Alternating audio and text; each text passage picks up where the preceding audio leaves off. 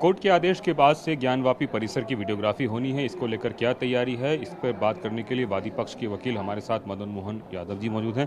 Sir एक बात बताएं, कल के लिए आप लोगों की क्या तैयारी है? इसमें एडवोकेट कमिश्नर जो पहले के रहे हैं अजय कुमार जी और उनके सहयोगी दो और भी एडवोकेट कमिश्नर, वो 7:30 बजे हम लोगों को उनका निर्देश हुआ है कि हम लोग वहाँ पहुँचें, यानी वादीगण और प्रतिवादी गण से भी संभवतः यही सूचना उन्होंने दी है। वहाँ जाके कार्रवाई 8 बजे से ही आरंभ कर देना है और 12 बजे तक चलेगी। यदि कल पूर्ण नहीं होती है तो अगले दिन भी रखी जाएगी। मतलब कि अगर शनिवार को नहीं होता है तो रविवार को भी काम होगा? कंटिन्यू इस कार्य को तुरंत हम लोग चाह रहे हैं कि पूर्ण हो और अब किसी प्रकार का व्यवधान न उत्पन्न हो, अनिश्चितता की स्थिति समाप्त हो। आज डीएम साहब ने भी इसको लेकर मीटिंग ली है। वो प्रशासन अपने स्तर से उसको देखता है, इसमें अधिवक्ताओं की कोई भूमिका नहीं है और हमारे शासकीय अधिवक्ता जैसा उनके बीच में, शासन प्रशासन के बीच में और हमारे बीच में सेतु का कार्य करते हैं। जैसी बात होगी वो हमें अवगत कराते रहेंगे। आप चूँकि पहली बार भी जब 6 तारीख को हुआ था उस वक्त भी आप लोग गए थे, तो वहाँ से अब आगे की आप लोग करेंगे या फिर से नए सिरे से करेंगे? नहीं, हम दोहराएंगे क्योंकि इसमें और भी हमारे एडवोकेट कमिश्नर्स हो गए हैं। इसको हम नए सिरे से करना चाहेंगे जिससे किसी प्रकार के विवाद की संभावना न रहे। ठीक है। और अगर हम जिस गर्भगृह या तहखाने की बात कर रहे हैं, कल ही जाने की कोशिश करेंगे या फिर परसों जाएंगे? पहले तो आरंभ करेंगे हम श्रृंगार गौरी के पास से। अगर समय बचता है तब वहाँ जाएंगे क्योंकि वह मामला ज़्यादा कॉम्प्लिकेटेड है। बैरिकेटिंग के अंदर, तहखाने के अंदर, उसमें कई चेंबर हैं तहखाने के अंदर जहाँ भग्नावशेष मूर्तियों का, आदि विश्वेश्वर स्वयंभू भगवान काशी विश्वनाथ जी का वहाँ प्राचीन शिवलिंग का स्थान, अर्घा और अदृश्य देवी देवताओं का स्थान, साथ में उत्तर भारतीय नागर शैली के मंदिरों का भग्नावशेष सब पड़ा हुआ है। उसमें मिट्टी डाली गई है, हमें विश्वस्तरों से प्राप्त हुआ है। तो उस सब का भी प्रयास करेंगे कि वो सारी चीज़ें, सारे तथ्य चारों दिशाओं से, उसके रकबा नंबर 9130 से सब कुछ हम प्राप्त कर लें और पूर्ण करें इसका। ये जो आपने बताया कि विश्वस्त सूत्रों से पता चला है मिट्टी डाली गई है, ये मिट्टी हाल फिलहाल में डाली गई है या पहले से डाली गई? नहीं, ये 2017 में विपक्षियों को लगा होगा कि सत्ता परिवर्तन हो रहा है, तो किसी आशंका प्रतिशंका के नाते उन्होंने इसको छिपाने का प्रयास किया है। जो सदियों से वहाँ पे विद्यमान था, भग्नावशेष मूर्तियों का, वास्तुशैली, मंदिर के वास्तुशैली का, वो छिपाने का प्रयास भरपूर किए हैं, मुझे मालूम है इस बात का।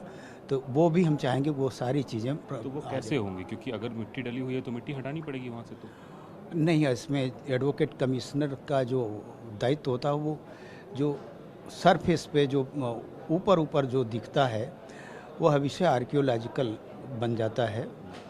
तो देखते हैं भविष्य में इस मुकदमे को प्रोसीड करने के बाद। आपका कहना यह है कि कोर्ट कमिश्नर को ऐसा लगता है कि इस मिट्टी को हटाने की ज़रूरत है तो आर्कियोलॉजिकल को सारा मामला रेफर कर सकती है? नहीं, बाद में वो हमारे मुकदमे का अंग जब बनेगा, ये कार्रवाई होने के पश्चात, तो इस विषय का आर्कियोलॉजिकल सर्वे कराने के लिए और उसको राडार पद्धति से लेके और अत्यधिक वैज्ञानिक पद्धति आज उपलब्ध है हमारे पास, ऐसी आधुनिक पद्धति से भी उसका संपूर्ण रूप से कराने का हम लोग आवेदन करेंगे, प्रार्थना डालेंगे। कितने एरिया में मिट्टी डली हुई है, ऐसा कुछ आप लोगों को जानकारी है? नहीं, अभी नहीं। उसमें पिलर्स हैं, पिलर्स में दीप स्थान बना हुआ है और उसमें देवी देवताओं का और कुछ उकेरे गए जो स्तंभों पर मूर्तियां हैं, भग्नावशेष हैं, उन सब का कराने का प्रयास करेंगे। तो जो जिस गर्भगृह की बात की जा रही है उस गर्भगृह में आप ही जाएंगे या फिर फोटोग्राफर जाएंगे सर? हाँ, फोटोग्राफर और हमारा वीडियोग्राफर भी रहेगा, शासन प्रशासन हमारे साथी सभी रहेंगे। तो तैयारी पूरी है, कल सुबह 7:30 बजे सबको बुलाया गया है और 8 बजे से मंदिर में वीडियोग्राफी का काम शुरू हो जाएगा। इस वक्त हमारे साथ अभयनाथ यादव जी मौजूद हैं जो कि प्रतिवादी में एक पक्ष में रखते हैं और कई सारे मसलों पर इन्होंने अपनी आवाज़ भी उठाई है। सर कल किस तरीके से आप लोग देख रहे हैं, कल क्या होगा? वह वकील कमिश्नर को जो कोर्ट ने अपॉइंट किया है और माननीय न्यायालय द्वारा जो आदेश पारित किया गया है उस आदेश के परिप्रेक्ष्य में कमीशन होगा।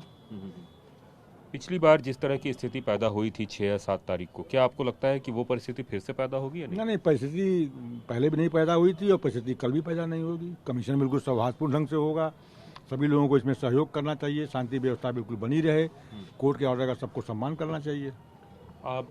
जिस तरह की हालात बने हैं, प्रतिवादी पक्ष आपको लगता है इस बार भी कोई मतलब अपनी बात को वहाँ रखेगा कि यहाँ नहीं जाना है, वहाँ नहीं जाना है, इस तरह से, या फिर इस बार सब कुछ क्लियर है क्या करना है क्या नहीं? प्रतिवादी पक्ष पहले भी ये बात नहीं रखा था। प्रतिवादी पक्ष ने पहले यही कहा था कि चूंकि मस्जिद खोल करके उसके अंदर वीडियोग्राफी कराने का कोई आदेश नहीं है, इसलिए आपको मस्जिद में नहीं जाना है। इस बार जो माननीय न्यायालय ने आदेश किया है उसमें आदेश कर दिया कि नहीं, ज्ञानवापी मस्जिद के अंदर की भी वीडियोग्राफी होगी। क्योंकि माननीय न्यायालय का आदेश है तो उसका पालन किया जाएगा। मतलब अब ये तय है कि प्रतिवादी पक्ष की तरफ से किसी भी तरीके का कोई भी झिझक या किसी भी तरीके की रोक टोक कल नहीं देखने को मिलेगी। न तो प्रतिवादी पक्ष से कोई झिझक पहले की गई है, न अब की जाएगी, और न ही वादी पक्ष से होना चाहिए।